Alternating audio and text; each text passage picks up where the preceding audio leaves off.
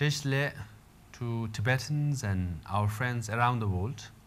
Warm Losar greetings from Dharamsala, which falls on February 22nd.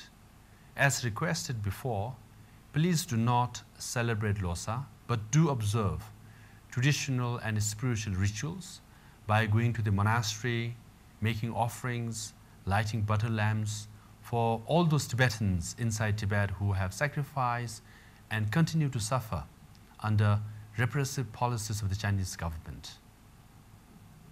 News coming from Tibet continues to be grim. Tibet is virtually sealed off. Foreigners are not allowed to go. Even Chinese tourists are prevented from going inside Tibet. And the military buildup continues to be very heavy. And we are extremely worried as to what is happening and what might happen inside Tibet. Under such circumstances, during Losar, especially on 3rd, 8th, 10th, and 15th days, which are auspicious, please do pray for all those Tibetans inside Tibet. March 10th, our National Uprising Day is coming soon. And also there will be many other activities where Tibetans and our friends will be requested to participate. At that time, please do remember any possible practice the guidelines issued by CTA, which is to organize and participate any event peacefully, legally, and with dignity. Peacefully because non-violence is one of our core principles.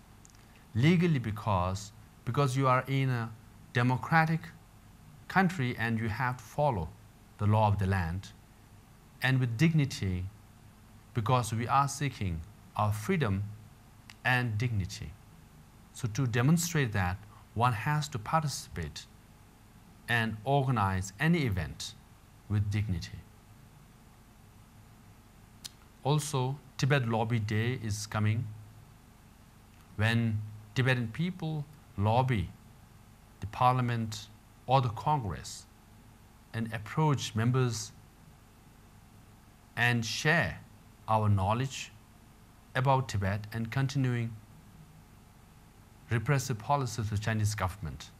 Especially this year, given the unfolding tragedy inside Tibet, it is very important that we all do the best we can and approach as many congressmen and members of parliament to make them aware, if possible, have a resolution passed in the parliament, if not, have a good debate about situation inside Tibet. That way, the sufferings of Tibetans inside Tibet, their voices are heard loud and clear around the world, particularly leaders in Beijing. With that, I would like to end by thanking all those Tibetans and our friends who participated in the global vigil on February 8th.